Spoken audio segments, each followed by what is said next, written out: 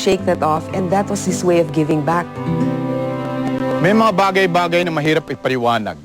Isa na dito ang video project na binuo ni FPJ mismo. Pinuto niya ang lahat ng kanya mga paboritong eksena at pinagsama-sama ito. Walang may alam kung ano ang nag-udyok sa kanyang gawin ito. Ang alam lang natin, plano niyang ipamigay ito sa kanyang mga katrabaho bilang isang handog. Every day, kasi he made it a point na maaga nasa office, nasa studio, tapos hanggang after office hours, gusto niyang ibigay yun sa MOEL Fund. That's what we were discussing then. Parang nakikinikwento niya parang, ano ko ito para sa MOEL Fund. The day of the attack, December 11, we recorded the final piece of music na kailangan para doon sa compilation na yun. Yung paborito niyang kantang, doon ay kaya kong ipunin lahat ng bituin. So nirecord namin yun ng mga 7 o'clock. And 11 o'clock that night, inatake nga siya. So it's like, nagawa niya pa rin yung last na kailangan gawin talaga, yung exclamation point doon sa compilation na natapos niya pa rin. Halos 3 buwan, hindi ako makatulog. Lagi ko naalala si FPJ. Kaya minsan nag-iisa ako. Pero siguro 3 gabi bago ko na-kompleto yung kanta. Siyempre, yung kanyang paboritong kanta, yung Doon Lang. Yan ang ginawa kong melody. Nalis ko lang yung lyrics. Yaman at katanyagan, ito'y baliwala. Ang pag-asa ng masa ang siyang mahalaga. Mga pangarap at hangarin nating dalawa. Ngayon ako'y bigla na lang nag-iisa. Iniwan mong kaming lahat, nagmamahal sa'yo. Buong bayan nangulila sa paglisan mo. Kung maaari lang pigilan, ikot ng mundo. Sana'y laging kapiling ka at makasama ka tuwi na.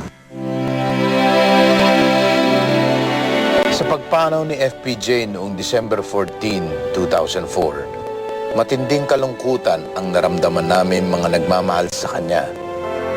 Mahirap isipin ang mundo na walang FPJ. Hindi pa kami handa sa kanyang pagkawala.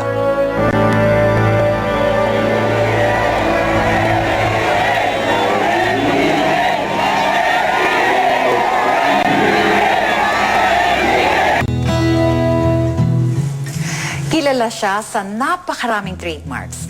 Mula sa bota hanggang sa patilya, isama pa ang pormang nakapamewang. Talagang tatak FPJ ika nga.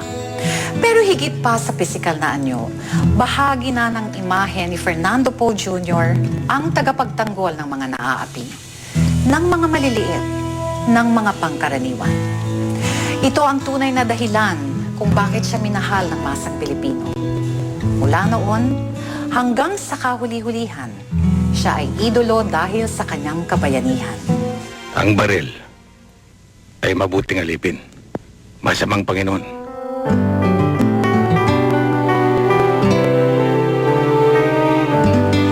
Maraming sumubok, pero parang nagkulang. Maraming gumaya, pero parang...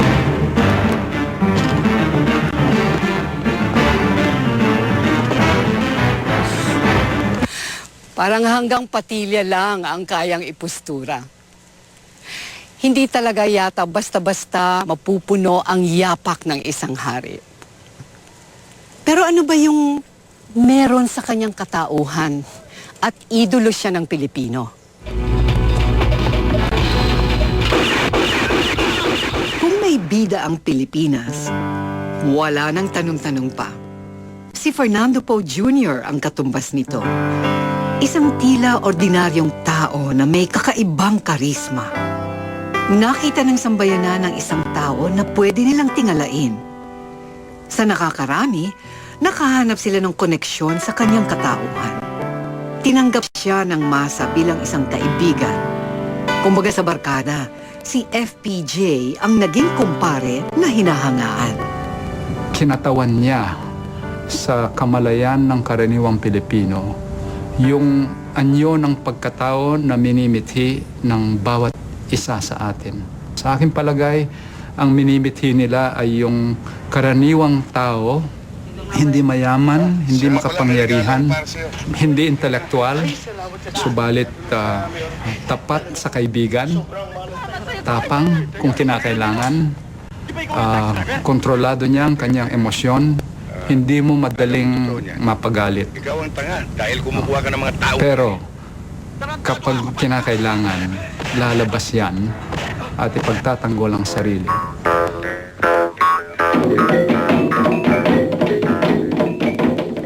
Kuhang-kuha ni FPJ ang puso ng mga Muslim. Patok ang kanyang tahimik pero mabangis na karakter.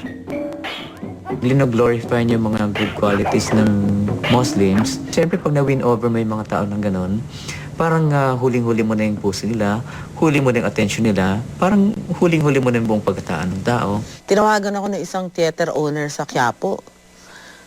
Sinisingil ako ng 40,000 kasi daw yung screen nila nasira. Doon sa eksena, merong sa likod ni FPJ na creeping towards him.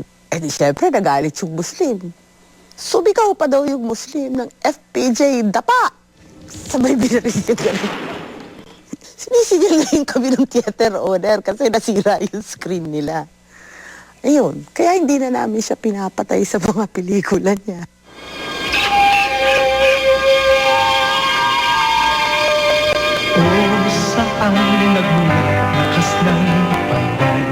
Mahalaga kay FPJ ang kanyang imahe at kredibilidad.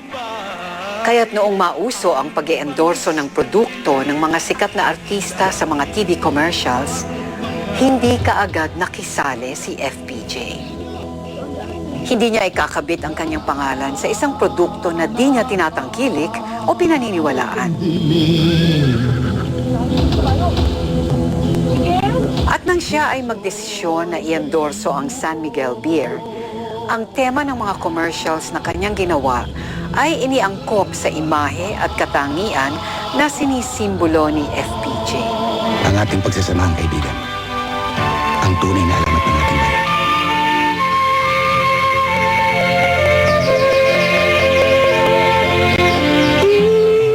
Kinuha ng San Miguel ang mga dekalidad na direktor upang gumawa ng mga epikong commercials na nagsasalarawan sa kasaysayan at kabayanihan ng mga Pilipino.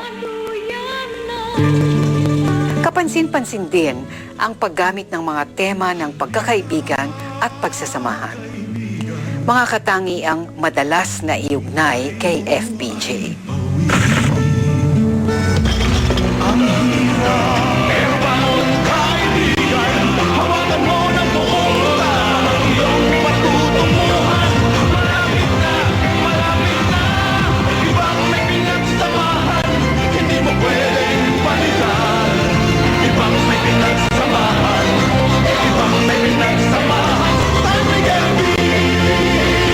Sa Pilipino, ibang may pinagsamahan.